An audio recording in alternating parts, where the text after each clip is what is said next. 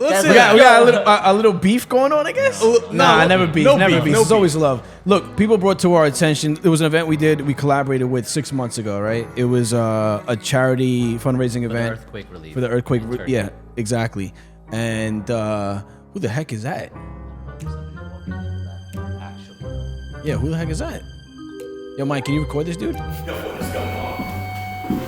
Oh, shoot, she's stashing. Hello, sir. That's a lady, bro. Sir.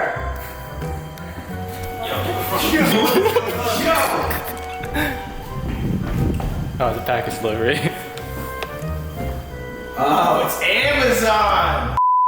Hey, make sure you check us out at therealestateandchillpodcast.com.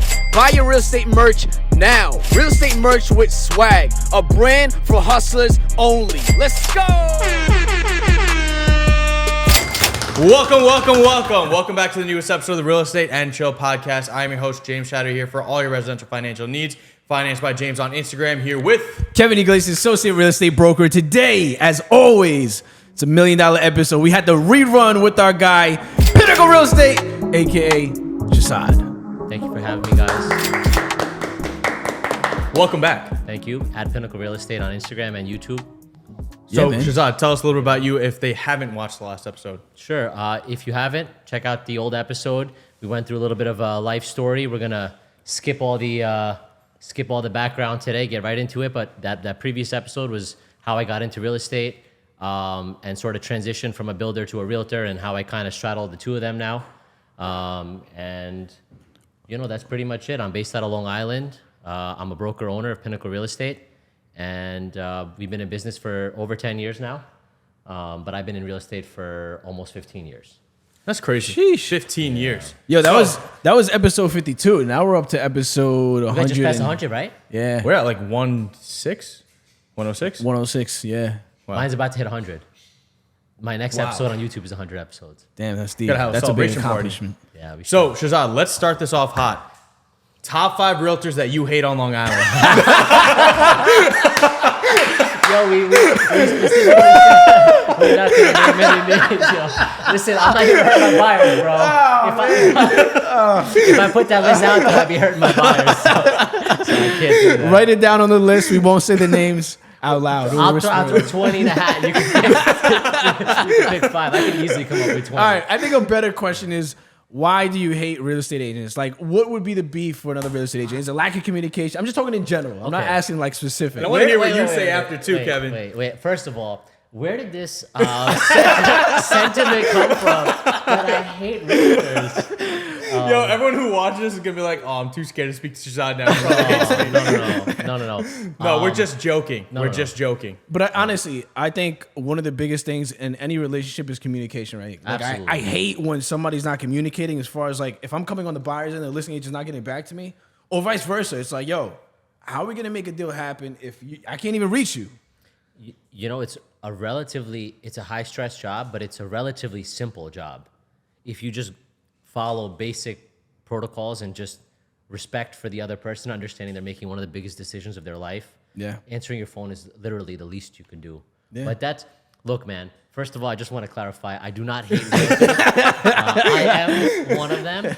I just, there's a lot of show and no go. I think we're seeing we've talked about this. It's so funny. We actually talked about this exactly a year and a half ago now, pretty much, plus or minus. And we've seen that fade out of the TikTok realtor, right? Would you agree with that? I think so. You're not seeing as much dancing anymore. You're not seeing as much pointing at text bubbles. And some of those pandemic realtors have kind of quietly, their Instagram pages have either been repurposed or sort of Last gone post a quiet. year ago? Yeah, I've seen that. I've seen that. Yeah, it's common. 100%. Yo, if TikTok was like, Shah, we're going to give you $1 million to dance for every listing video that you put out there, you going to do it? $1 million. $1 million? $1 million, bro. You're not That's a lot dancing of on money. TikTok? Come on. I do pretty good, but $1 million to go do a dance, I don't know. Every listing forever. Every listing video. I don't know, man. That might have a detrimental impact on my brand. I'd be flip-flopping at that point. It's $1 million. I would do it. But nobody would pay me $10 to dance in front of the listing. My wife can't get me to dance either, so But let's talk about that. Look, a lot of agents have left. I agree with you. A lot of the BS has gone out the window. right? Tough market. It is a tough market. Yeah. It was easy to get your license in 2020 and survive because everything would sell And you get a in paycheck an at hour. home to sit at home and do the course while you're at home, right? It was easy. It's a lot harder now. Yeah. It's- The course is the same, but surviving in the businesses. Only the strong survive. And look, it's unfortunate with somebody to survive in a business, right? But if you look at it, that's what business is. It's not meant for everybody, right? 100%. As much as we have chosen to be 1099s, a 9 to 5 is okay for somebody. Oh no, there's nothing. It's not wrong with frowned that. upon. Look, we're No, not no. saying wrong entrepreneurship with is a beautiful thing. It's hard work, blood, sweat, and tears. Like it took a lot to get to where you're at, and it took a lot to get to where I'm at. And same thing with you. James. Yeah, so it's a lot of work. Yeah, man. Look, the 9 to 5 grind is a grind in and of itself because we all know it's not really 9 to 5, right? Packing lunches, getting the kids on the school bus, then getting to work, and 9 to 5 really means like 8 to 6, and that's if you have a short commute, So I have no disrespect, nothing negative to say about people that wake up every morning and go to work. However, our industry, and going back to what you were saying before, because it's so cutthroat and sales driven, sometimes, and this is my real beef, not with realtors, but with the business, is that ethics goes out the window. The magnitude, the gravity of the transaction that you're doing for both the buyer and the seller sort of gets forgotten. Look, we all take out the calculator and figure out what our commission is going to be, right? Of course. We all do that. And I definitely want to talk about that today because there's nothing wrong with making a good living. No, right? you have to. You have to. I mean, shit, it's expensive to live on this island, right? But I just think that if we all as a profession did a better job of serving our clients and less concerned with necessarily being a dancer or a showman or a salesman, I think we would be able to improve the perception of our industry as a whole, And I always had my real estate license, but I wasn't a realtor. I wasn't able to successfully get traction as a realtor until I had sort of established myself as a builder. But for those that have that natural gift of selling, good for them, But I think that there's some really, really good ones out there, and there's a lot of shitty ones too.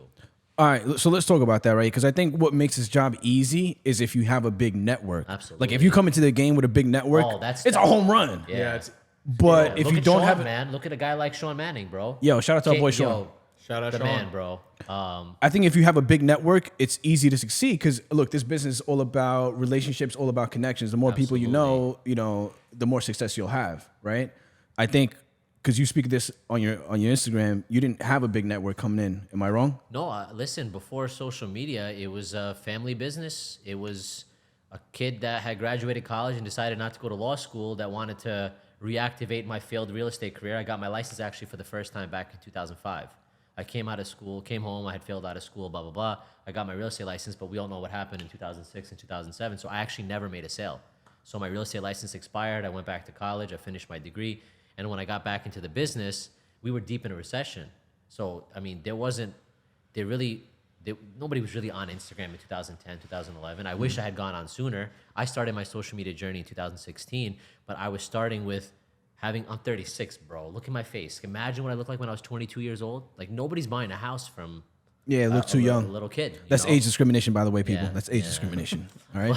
But no, the reality is that network came from each, and I just talked about this with Matt on his podcast, that network came from each successful transaction. That's like the easiest way to sort of put it, Yeah, same and here.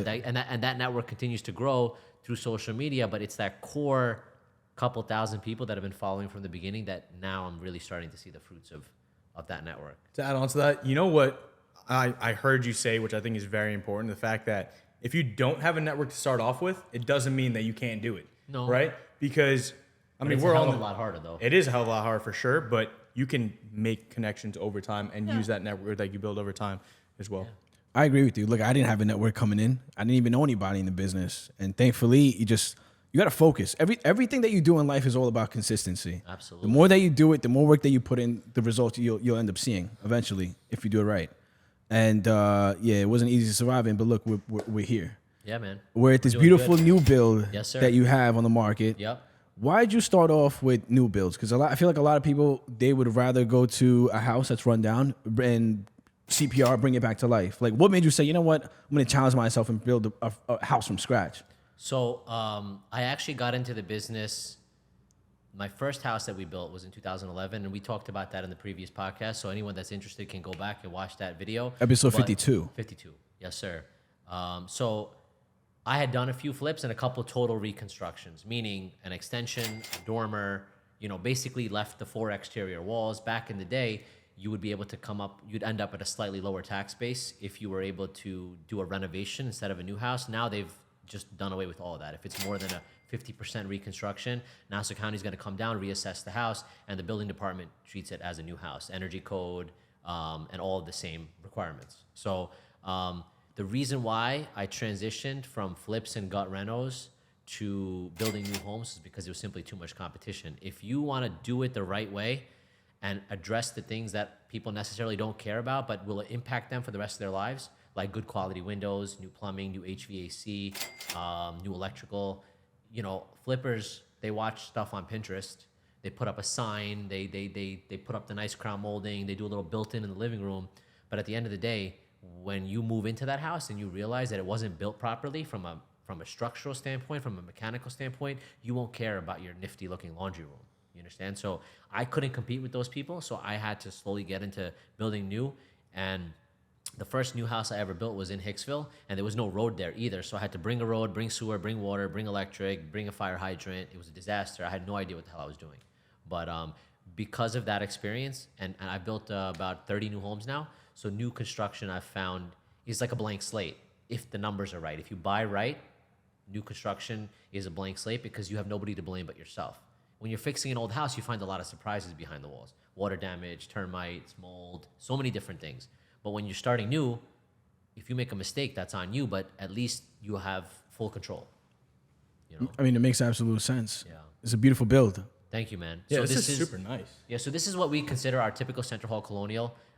This is in Plainview. I love building in my 15-minute radius of my house. As a realtor, I'll go anywhere from Queens to out east, right? Yeah. But as a builder, I like to be on the job 3-4 times a day. So at this build, it's 3 minutes from my house.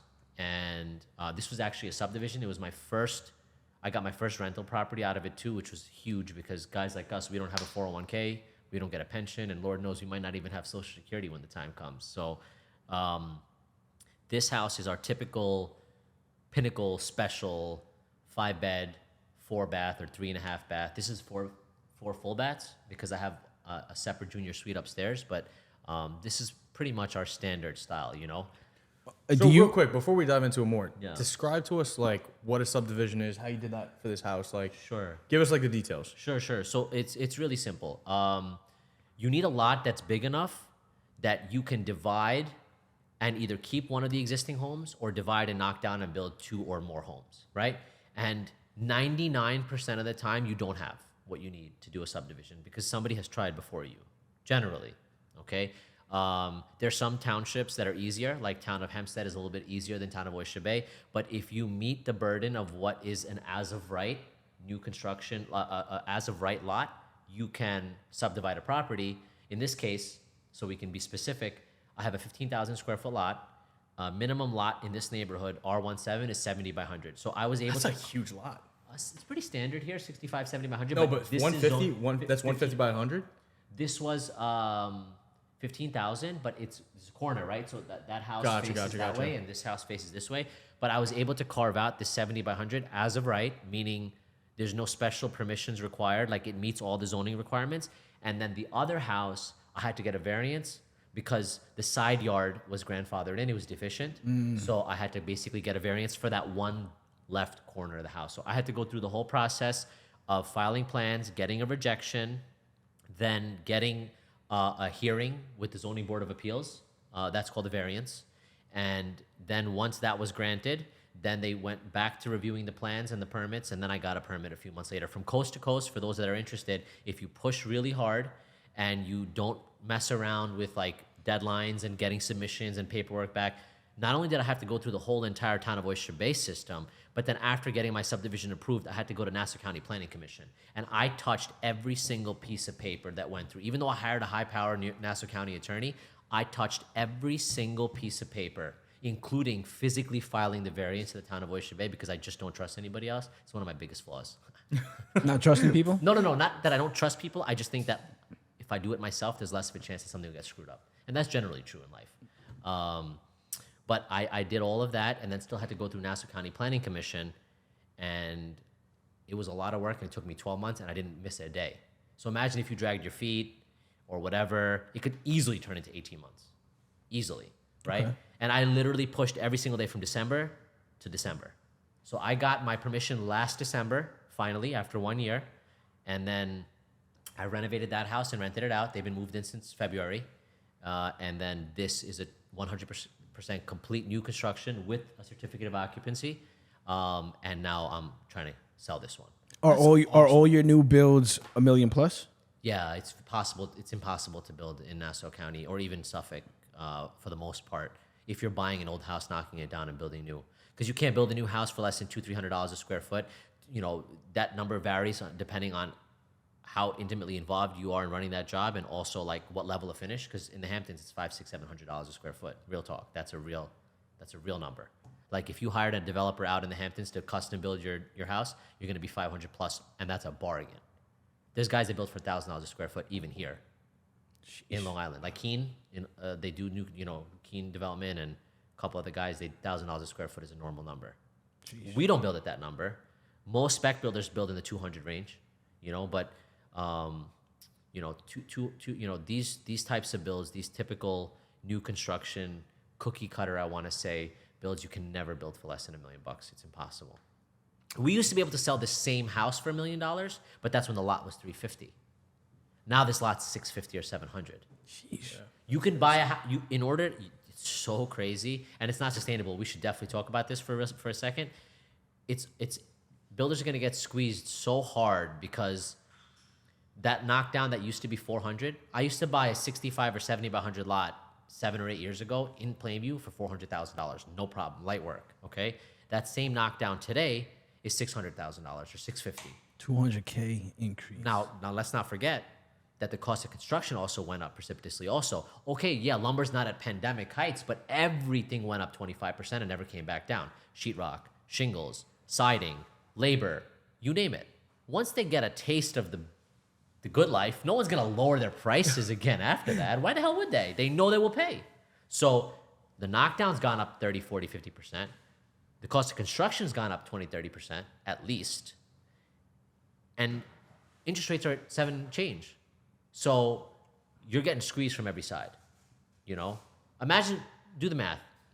$1.4 million build.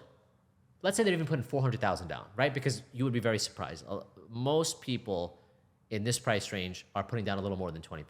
Okay, so you put down $400,000, you finance $1 million at, let's say you get a really nice rate of 6.5% or 7% right now, right?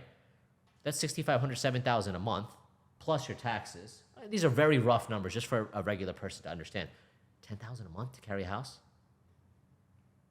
It's a lot. That's a real number. A lot. That's a real number. To carry a house like this is $10K a month. And I have clients that are very comfortable with that number. But how many people does that leave out in the cold that will never own a new construction, myself included? I live in a nice small ranch, it's me and my wife, and I'm good. Why am I going to pay $30,000 so I could impress people 3 times a year for the parties? I'm good. We could just go out and get dinner. I'll get the whole freaking restaurant. Pick your favorite restaurant, and we'll just shut it down for a night. It makes more sense. I have clients that I want the biggest living room in the world for twice a year.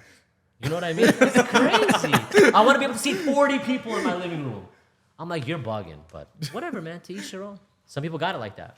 They do. Or they just spend it like that, whatever the case may be. But it is worth it if you have 2 or 3 kids in school. You're taking advantage of all the facilities. You get the tax benefit. You get the hopefully the future appreciation and all that good stuff. But seems like appreciation is holding right now. Like it ain't go nowhere. When you bought this house? How long ago? You said 2 years ago. So I bought the lot December 2021, got my approvals December 2022, and finished the job in the summertime. So did your projections for this house change substantially? I raised my price. Yeah, I'm sure. I raised my price. But you had to, obviously, but... Listen, I built this exact same model coming out of the pandemic, January 2021. I built this exact same model. and I was able to make some minor tweaks. My costs were maybe 10% higher. They would be more now, maybe 20% now. But, you know, I have it down pretty much down to a science for this mid-market sort of home. Let's take this example of a subdivision out, for a second. You could build a house like this by knocking down an old house and building a new house coast to coast in a year or less.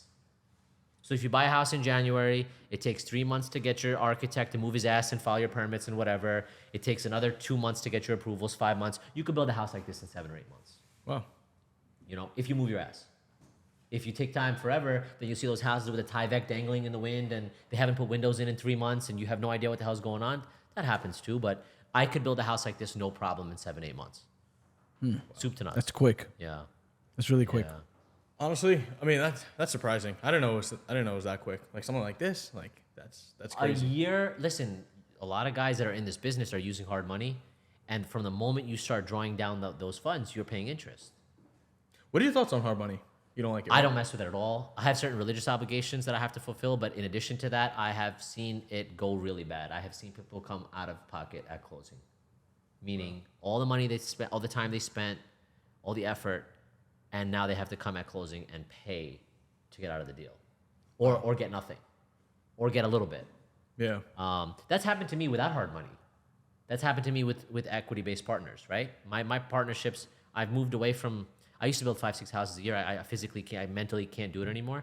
But when I was working with those partners, they would put up the money, I would put up the time and the sweat equity and the permits and everything else and selling it and the warranty claims after. Not so much out-of-pocket warranty, but just like dealing with the phone calls and whatever. But I used to give 65 to them, 35 to me, plus my commission. But by the time you're all said and done, if you're only making $150 on a build, I would be doing all that work to make $50,000. And I'm not saying $50,000 is not a lot of money, and I was able to do that 4 or 5 times a year, but I was actually miserable. Like not a fun person to be around. Stressed a lot. Stressed, bro. Every time the rain, I still get PTSD when I hear pounding rain on a roof because I'm just thinking about like window wells filling up for a basement or like a roof not being on a house or like, I love building. I love it. But the numbers have to make sense. Now, and I have to own at least 50% or more of it, otherwise I'm not touching it. Like this house, I'm an investor in, so I get both sides. I get my split I get my sweat equity off the top, I get my commission, and then I also get a rate of return of whatever my investor's getting on whatever piece of the pie that I buy. So if I own 30% of this project, after I take my 35, after I take my commission, whatever net profit there is to divide, we divide based on your percentage of ownership. So if I owned 30%, I would get 30% of whatever the profit is. But if I did it strictly on a sweat equity and commission basis, I would never do that again. It's not worth it. I built a new construction to make $30,000-$40,000. My cut, not the whole pie, but my cut. That's crazy. That's a lot of work, bro. I did a whole entire gut reno, moving sheetrock out of my own pickup truck for somebody, and they ended up deciding they didn't want to sell the house, and I got paid $5,000 to do that whole entire job. There's been jobs where I've literally made $10 an hour. My gosh. But you won't get to where you are. Where I would never have been able to walk through a house with a buyer and name every single fitting from the attic to the basement, tell them what every single project's going to cost, be able to communicate to them clearly, this is an issue, this isn't an issue, and then every single time the home inspector agreeing with me, if I did not go through that miserable 5 or 7 or 8 years. You know what I mean? Hey, make sure you check us out at therealestatechillpodcast.com. Buy your real estate merch now. Real estate merch with swag. A brand for hustlers only. Let's go! All right. So, look, we got the formalities out of the way, right? So let's get into the spicier topics. I know you guys said you guys. Let's turn the heat up. Not gonna give Let's me a chance turn the to heat rehearse. up. You didn't give me Nope. any questions ahead of time, right? Of course. So let's quickly go through it, and the least important one first, in All right. terms of like, you know. So, least important question first. Where do you get those shirts? Upstate merch. I like that. Yeah, Do I get one upstate too? merch. Can I? Absolutely. I want one of those shirts. I like it. Maybe we could answer that. Off camera. See how I just made confused? Off camera. We answer that question. man. I'm a medium. All right, perfect. All right. So, I'm not a medium, bro. all right. So, going back into it, right? So, a few months ago, there was something I'll say. What's the word for it? What can we say? A little bit of controversy. Controversy. Yeah. We'll say Somebody brought to our attention, right? We did a collaboration event for for the earthquake victims in Turkey. A lot of people brought to our attention that you had a lot of comments about it. One comment, but you know how that goes. Of course, but they send us the videos and they're like, "Yo, is he talking about you guys?" And like we've never had an issue. Never had an issue. Nah, we jumped into a group chat. We spoke privately behind the scenes. We already had the group chat. Yeah, we were good, man. Yeah, we spoke. Yeah. But you said I was Pinnacle being Pinnacle, right? And then you shrugged it off. Yeah. James and I had a more in-depth conversation. So just dive into that because a lot of people were just look, man. It's really simple, right? And I don't even want to make this about us because this is such a sensitive topic and so many people were just, their lives were turned upside down in the moment.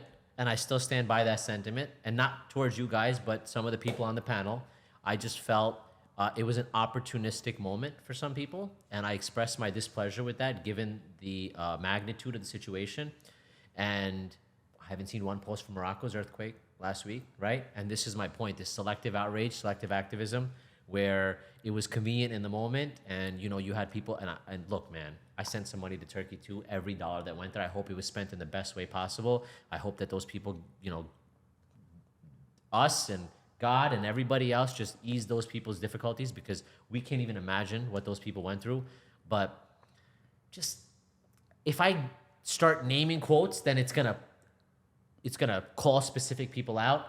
But I saw some stories and I saw some posts where I was just like, there's people smiling and talking about this event and how it's going to be the event of the year, not you guys. I want to be clear. And I'm just, in my head, I'm thinking, there's still bodies being pulled out of the rubble. So I was tight. I've been to Turkey twice. I have really, really good family friends, being people that work for me that are from Turkey. So I really understood on a personal level. And I know some of the people that were doing the event were the kindest and warmest people, and some of them were even from Turkey, so they had the best intentions in mind. But it was just some other people that were in that mix that rubbed me the wrong way, and I don't like those people in general anyway, so it's fine. But I expressed my displeasure, and then we moved on, And we're all, listen, if there's no bad blood here. Otherwise I would be back here, and... Yo, I would be scared if you didn't like me. No. I feel like you would just yell at me a lot. No. I really have...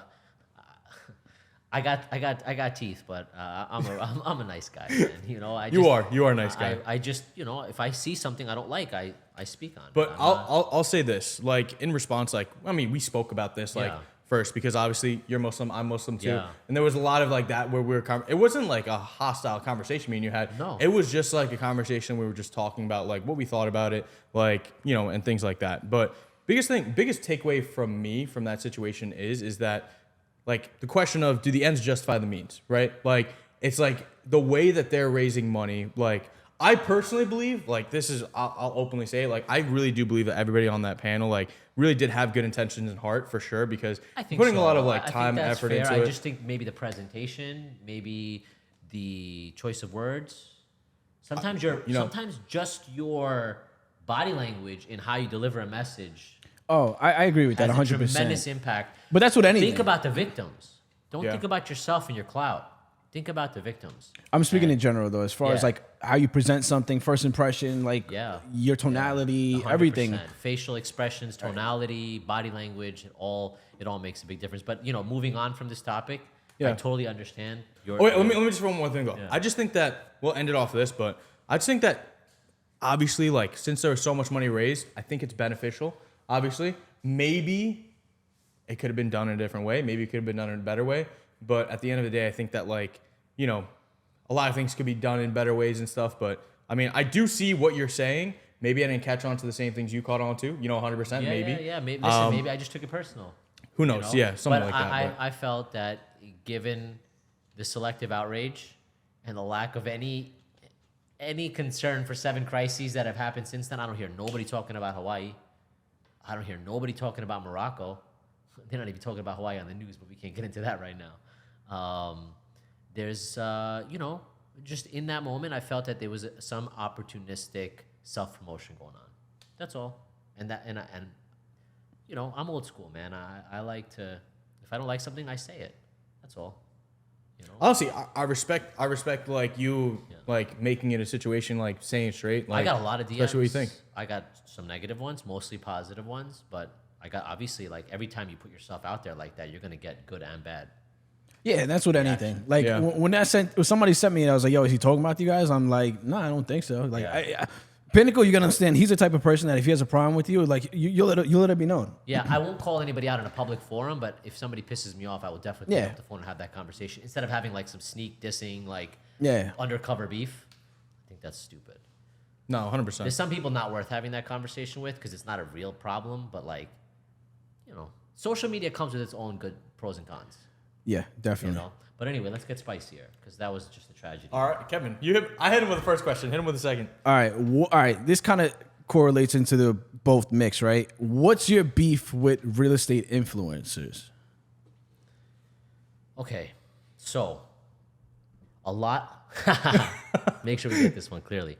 A lot of these people that are out here selling their 50-unit building crowdfunding bullshit or these like fake real estate like gurus who've never actually invested in real estate. There's people living in their mom's basements giving me advice on how to invest my money. My problem is that instead of taking the time to make yourself an expert, people use their good looks or their clout network, whatever you want to call it, to present themselves as experts, when in fact they're really just trying to sell you some shit. And that's the core of my beef. And I'm so glad that I didn't get to rehearse any of this because this is straight from the heart. That's the core of my dislike or disdain for real estate influencers, that instead of actually learning their craft, learning how a house works, learning the intricacies of a deal, the etiquettes of working with a buyer or a seller, and I definitely want to talk about that too, about just specifically like We'll dive working into it. buyers, working sellers. But that is simple. That's the core of my beef with So, that, all right. So I guess that wave. Your beef is, I guess, with people who are not educated, not really in the field, trying to sell a course and trying to tell other Not people how even to necessarily invest. not or- in the field. They could be in the field, but they're not in a position of authority. But let me ask you this: do you consider yourself a real estate influencer? No. Really? no I would means. disagree. I disagree with you I would disagree 100%. completely. I think I'm a guy who has a decent support group, a good following, that is documenting my process of being a realtor and a builder, but I don't think that I'm influencing anyone to make their decision. No one's gonna watch my reel and be like, you know what, he's right. But I disagree. I disagree with you. Maybe. I disagree. I disagree Let me 100%. rephrase, let me Okay, rephrase. let me just say this. Nobody, all right, you have how many followers on Instagram? 13,000. All right, 13,000. Nobody Zero with fake ones. zero. no bots you're buying? No. Nah, bro. Scroll through that. You want to know how to find a fake real estate influencer? Just scroll through their followers real quick. Just pick one. When you see 0 posts, 2 followers following 4,000, and then you do it again and again and again, and you keep getting that, all that shit's fake. I thought you were gonna say something else. No, I get those too in my stories. Yeah, watch me this, or All right. eat my that. I'll block that shit immediately. My wife's like, "What the heck is this?" I'm like, "I don't know. My wife gets How it do too. I know? I don't My wife know." gets those too, and I'm so happy she does because she would think on some perverted shit like on my Yeah, like, what are you looking at? She's I'm like, not looking at babe, anything. she's like, babe, look at all these weird people like watching my stories, and I'm like, at least you're not the only. At least I'm not the only one. Oh, that's so But all right, I totally disagree with you. Look, you have 13,000 followers on Instagram. No, somebody with 0 influence would not be following somebody. Like, you wouldn't have that big of a following if you didn't have influence. Listen, I lose 6 followers or 8 followers a day, and I gain 7 or 8 followers a day, and slowly, it's growing. But let's talk about the mass, though. Like, Yeah. you have a big following. It's a local, engaged, really, like, I don't even view them as followers, bro. Like, I have, like, supporters. Like, I have, like, real people that, like, if I actually put, and I never do this, but if I actually put something in my story and asked for help for something, I would have 100 people ask me. Like, but that's influence. yeah, I mean, Yeah, 100%. That you're a real estate You're proving the influencer. point. what I mean to say, when you say real estate influencer, people go out to influence people to make money through that influence. So you're right? talking about, like, I'm talking about like the Grant influencer Cardones. from. I'm talking. I don't. Yes. Yes. But what I also mean, yes. But what I also mean is like the traditional definition of an influencer is someone that uses their influence to sell you shit. right? But that's what anybody. Look Right. like Kanye. That's what I got anybody. it. Yeah, but yeah, exactly. And so to me, I'm not looking to influence you to do anything. I'm looking to try to get you to trust me and trust my process so we can work together and help you achieve your goals. I think an influencer, and maybe I'm understanding your definition of an influencer, or we're interpreting it differently. I view an influencer as somebody that's literally trying to seduce you into buying some shit that you don't need. That's I mean, how I guess view it could go both ways. yeah. That's my traditional definition of a social media influencer. Got it. You know? All right. So But I feel like in like the sense of like just my definition, I feel like I can see it what you're saying 100%. I can see it with what you're saying 100%. I feel like it's like a bunch of different definitions that you Sure. can see because everyone has Yeah. different perspectives on what it is. Yeah. So I Yeah. feel like I feel like you guys are talking about two different definitions of like what it I'm is. glad but that's a great, that's a Like great you But said, you definition. guys everybody could has both an be opinion. Right. No, Yeah. but you guys could both be Yeah, right. It's absolutely. not like it's like a there's set no definition. wrong. There's no wrong Yeah. answer to that. No, definitely. So yeah, so that's I think the moral of the story, you fall under a certain category, but not under another of like. I try not to fall. let me Yeah. ask you this: if 10 of your followers, right, and let's just say these people are savvy, Yeah. they have a real estate background, and they say, oh, look, thousands of out of the 13,000, I would say a third are in the real estate profession. okay, so let's just a guess, say I'm let's throwing let's that- just say this, right? And you're saying like the Grant Cardones who actually you invest with me, I'll make you money, I'll 10x it. Yeah, I've never Yo, why are you see this speaking like plan. I've never done that. Why are you speaking like that? Look, I'm just saying, if 10 of your followers They're who all are frauds, right? Not just him. They're all frauds. allegedly, Expand on that. What are you talking about? Like it's multi-level marketing, man, at the end of the day. And there's a lot of guys, I forget his name. Damn, what's his name? all I'm gonna say is real estate is not a get rich quick scheme. It's That's not. all I'm gonna say. It's not. You know, without not. saying anything about anybody else. Get rich But over time. And you know what you're seeing Yeah. now too? Because of bad advice that some of those people gave. a lot of scams. There's a lot of people that are going to be defaulting on their commercial and their Airbnbs and their rental properties. You're going to see a wave. I don't think that single family homeowners that got a mortgage anytime since the last recession are going to get hurt. I think it's going to be the multifamily people, the commercial, and the people that got this false promise of having 100% occupancy Airbnb. That's not real life. Airbnb has fallen off a cliff.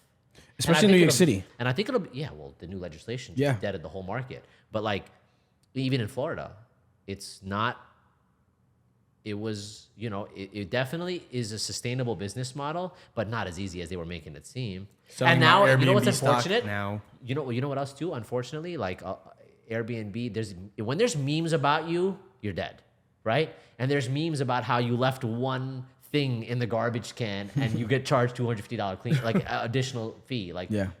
when I go to a hotel, I don't think about those things. But in an Airbnb, you're stressing about, and then you got to bring your own sheets and towels too. I'm good. Yo, I don't right, ever stay in Airbnbs. I'm Let- not I don't I'm ever. I'm good. Back to my original question Yeah. though. If you have people, right? Let's just say 5 or 10 people reach out to you and say, "Hey, look, we're not new to this. Yeah. We love what you're doing. Yeah. We want to be able to throw some money in with you." Yeah. Would you say no? Yeah. You would say no 100%.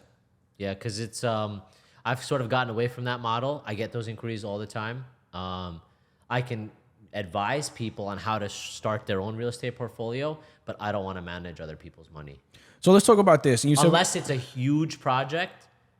And let's just say a huge development. yeah, like if I'm doing like a 10 or 20 house That's what I'm subdivision, saying. I would be reaching internally for those because I would not want to convince someone from zero to where we are today that like this is why you should invest with me. It's a very, everybody wants to invest with you, but when they start to like, when push comes to shove, it becomes a job interview, and I'm not trying to interview for nobody. I know that sounds like No, that's respectful. it What up? No, it not at sounds all. kind of disrespectful, but I don't. No, that's so at all. respectful. But I'm not trying. gotta know I'm your not worth. trying to put on my tap dancing shoes and No. like convince you that I'm the guy you should invest with. So- I did that for 10 years. Let's circle back to this. And you said we can't talk about it, but a lot of people should be shedding light on this. No, it's Hawaii, right? Yeah. Look at Yeah. the tragedy that's happening in Hawaii, right? Yeah. And they're saying, and this is coming straight from the people that are there, the victims that are survived. And they're saying they're getting so many calls from real estate investors, just poaching them, saying, "We'll buy your land, we'll buy the That house, land is we'll worth do billions this." of dollars. I know, Billions. I know. One of my investors has a property out there, but What are your thoughts on that? Because look, everybody argues. Look, no, we're getting hot. Everybody argues that real estate investors are profiting on somebody else's downfall. This is my problem with even some of the local guys is that they're out to steal grandma's house. But I'm trying to get grandma to have me rep her so we can get 17 cash offers. You understand? I understand that, but like But that's a 2008, whole let's just say different- 2008, Yeah, right? When yeah. the market crashed. Yeah. Even then, there was investors still buying those properties up. Yeah. What's the Warren Those are Buffett some line? of the smartest people ever. The people that bought property coming out of the last recession and then bought property again locally, talking about our market, coming out of Sandy. Oh my God. But look at the news now. They're trying to instill fear in everybody. Everything that you see in the media, oh, the rates are so high. The rates are so 5 o'clock high. news, 6 o'clock news, the weekend, the nightly, the world news, it's all fear mongering. Every But last bit of it. exactly my point, though. And then the corporations are buying real estate every single day, but they're trying to scare You're gonna people get off. me in Normal so people, much trouble, they're dog. trying to scare normal people not to buy real estate, and that's the best time to buy. It's definitely the best time to buy. Hawaii is a concentrated enough market where we're never going to have a slice. We're never going to get a piece of that because that's not our local market. Whereas, God forbid, if there's a massive hurricane in Long Island, we have the relationships where we would be able to buy property. We do the right thing by the sellers, do the right thing, whatever. But what's going on in Hawaii is a little bit different. That's a billionaire playground. And those are people that are, I mean, I don't know if the rumors are true, but from one hand, Oprah and The Rock are asking us to donate money while they're also buying up property all around their current holdings. I've heard that too. And that's know, allegedly. why we're the not hell- confirming that. Okay, there's a lot of other things allegedly in Hawaii. You just go down the YouTube rabbit hole. I don't want to get this show deprioritized for putting on my tinfoil hat. But if you go down that rabbit hole, you'll see that there's a lot of shady shit happening right now in Hawaii. All right, so let's bring it into our backyard. When the tragedy happened in Florida, people were doing the exact same thing. Which tragedy? The Surfside collapse, the hurricane, The most recent one, what was that? Was that the hurricane? Fort Myers hurricane? I Fort think so. Myers, like the west coast of Yeah, Florida. where all those homes were destroyed, it was Yeah, flooding. yeah. They were doing the exact It's same gonna be the thing. same. Look, man, there's always gonna be vultures, but I think you can be a respectful vulture. You don't have to be a full-blown pig. You understand? Like, there's gonna be times in life where you're a business person and you have cash and other people messed up their money, and now it's your time to eat. But you can be fair in doing that. If I'm buying from a bank, I couldn't give two shits about what happens to that bank. But if I'm buying from a homeowner, I want to advise them and educate them in a proper way.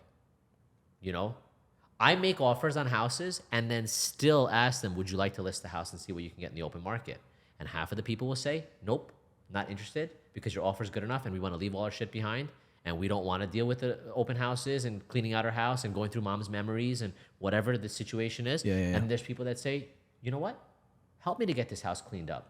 Let me get that boiler up and running again. And maybe we can get an end user with a creative mind and a handyman background and get me more money. I sold 3 houses in Hicksville last week. One of them was a full gut. I offered a certain amount of money.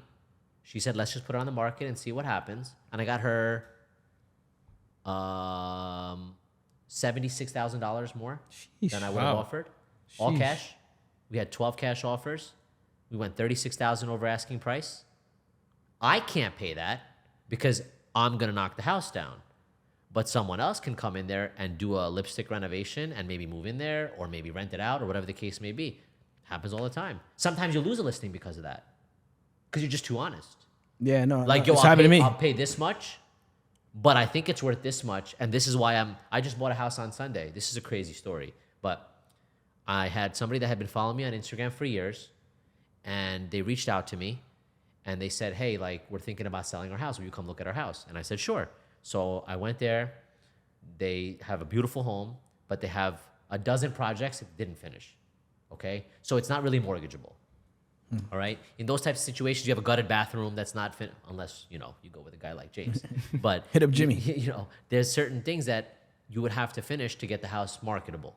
And we sat there, and on the back of a napkin, not literally a napkin, but, you know, I gave them a quick rundown of what it would cost to fix the house and put it on the market. I gave them 3 numbers. A cash offer right now as is from a typical buyer, a offer after we fixed everything, what it would be worth, right? List price, and then where I landed, which was a little bit more than a little bit less than the cash guy, but then they're not paying a commission, whatever, and they decided to sell me the house.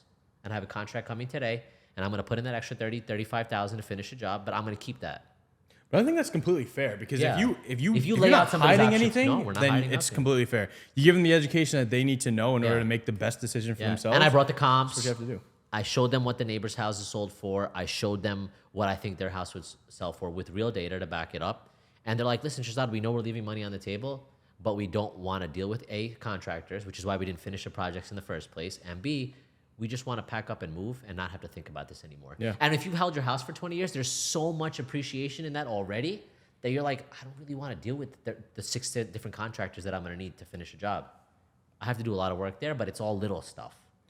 You know? So Shazad, one last question for you before we This didn't before we even end get off. spicy, bro. I know we could have just went kidding. more. I'm We'll just save it kidding. for the next episode. Yeah, we'll be back. But I have a question for you. So last time you were on our episode on our podcast, you talked about how you're starting up your own podcast. Yo, Where are you what at with happened to that? Yo, the realtor gig took off, bro. I don't have the time, man. I would love to do it. I think it could be beneficial to younger kids, like people on young entrepreneurs or just people, you know, minority backgrounds or whatever. That was sort of like the idea, but I had to table it, you know, because there's just not enough hours in the day. Hey, we know you're busy. Yeah, just going, you know. We're looking forward to it if you ever do come out with it. Listen, you'll be the first ones on, but unfortunately, at this time, there's just not enough influencer in me to go do that shit right now. So Shazad, leave us off with something. What do you want to leave us off on? Let's talk about real estate. Let's just quickly bring it back to real estate because that's why everybody's here, right? I'm working buyers at every single price point, from $2 million to $500,000. I can confidently say that I've repped more buyers from a volume standpoint since the pandemic than anybody walking this island. If somebody can say they did more than me, I'm happy to have that conversation. But I'm telling you from a frontline perspective, regardless of rates, there's lines out the door. There's multiple offers on every house. And if you're under $1 million in a move-in ready house in any semblance of a desirable town, things are flying. Builders are getting squeezed a little bit, but existing home sales in Long Island are not going anywhere. I had to look at the camera to say that because like we need to understand as we serve our clients that if they're waiting for the prices of homes to fall off a cliff, it's not going to happen. No, it's not gonna happen. I was just having this conversation It's the other day. not happening. For every one person leaving, retiring, they messed up their money, they're relocating for their job, there's 10 people to take that seat. So there's, you know, maybe in some like town in the Midwest that had 300% appreciation since the pandemic, they're due for a big correction. But our towns, our area, Long Island, has a finite amount of resources, a finite amount of houses, and there's only so much land.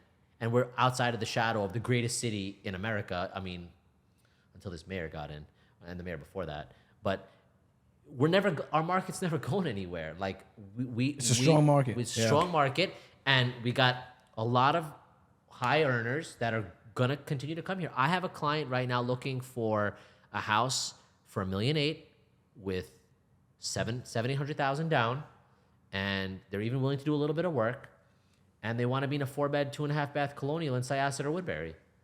Sounds wild to somebody outside of Long Island, but to a person that's doing well and is planning to raise their family and wants to be in a top, 10 school district in Long Island, they're willing to pay the premium to be here. And $1 million ain't what it used to be. No. So all I'm going to say is that anybody that's in the real estate industry, that's in the field right now, you got to be advising your clients correctly that the minute rates come down, it's a wrap. Oh yeah. it's Oh yeah. Yo, if rates come down to 5%, I was just having this conversation. It's over because people have gotten comfortable with 7+. So when 5 or even high 4s comes back in the mix, forget it. You're gonna have 200 people online at an open house. It's gonna look like Black Friday. It's gonna look like a zoo. Every it's gonna single look weekend. crazy because now Another reason why I'm being stubborn about this house because we don't have any debt here. It's not a hard money situation. Yeah, so you and like Town of Oyster Bay got rid of the 9-foot basements. I got a 9-foot basement here. It's gonna fly. Once the rates do go back down, let's just say to your point example is the 5s, right? You're opening the market back to so many buyers who were priced out at that 7% who now qualify. So what do you think is going to happen? Let's just say there's 2 buyers for this house, not just, just hypothetically speaking. Now we have 20, 25 Even if I have buyers. 6, because new construction is a different price point. Right. I'm just saying Changes in the whole general. landscape.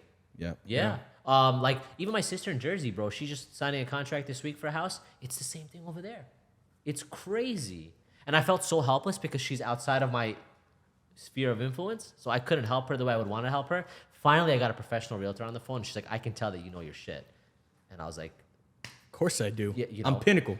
and I got the deal done from over here. But I'm gonna go meet them this week and do their home inspection. Their whole process is a little bit different, but same thing, multiple offers. Even after they had an accepted offer, contract review, whatever, another offer came in all cash. I've been seeing Well, that it's like too. that. I've been It's like seeing that offers here. get pulled It's like that back. here. There is cash. I sold Sad. 3 houses last week. 2 of them were cash. One for 800, one for 5 and change. Yo, are you seeing deals die right now though? For the purposes, as a result of people not being able to get financing? Yeah. Are you seeing that? No. I haven't had a We deal die. bulletproof. The I don't offer even that know. we choose is so bulletproof. I mean, I have people still waiving contingencies, putting non-refundable money down. Oh no, I'm seeing more right now. Yeah. Like I'm actually getting every single offer that's getting in right now. A majority of them appraisal waiver, mortgage contingency waived. How do you Anything. compete with that? You can't. You get a lender like me who Like explains you to said, the other side. That's like what you get. said, like you said, there's so many buyers that are waiting on the sidelines for these rates to come down. Like hardworking people, teachers, nurses, police officers, firefighters, carpenters, people that have good W-2 jobs making great money. But how do you compete with the guy putting down $400,000? You can't. You just simply can't compete. It's a Yes, very- you can. Call James. Oh, Call call me. James. There you go. I Creative got ways around financing. it. Don't worry. I got Always ways brings around it back to his Always has to. I have to. shameless Come on, I supplement. have Listen, to. bro, I respect He's the real hustle. estate influencing right now. I'm influencing. But Shahzad, we appreciate you coming back. Thank you, man. Thanks Come for back coming on the out. show. Thank you for coming Yeah, to no, my I appreciate you project. hosting us. It's Yeah, dope. man. It's a beautiful Something build. different. Yeah, Thank no, you. definitely. If you want to see this listing, YouTube, I have it's on my, I think it's episode number 99. This episode, you can see this entire house inside and out. And then if you go back to some of the previous episodes, you can actually see what this looked like before the subdivision, what it looked like before I closed up the walls. And that project next door was a 1940s farmhouse. You can see it before when the walls were gutted and ready to be closed back up. And then after it was 100% complete. So make sure to check that out. YouTube.com/Pinnacle Real Estate. Thank you guys for having me. Of course. And Thank we'll you do it again. again. We will indeed. Of That was course. the latest episode of Real Estate and Chill podcast. We will see you next time. Thank you for tuning in to the Real Estate and Chill podcast with James Chaudhry and Kevin Iglesias. Don't forget to like, comment, and subscribe. Also, share this with your friends, your enemies, your mother-in-law. No, seriously, this podcast is so fucking good.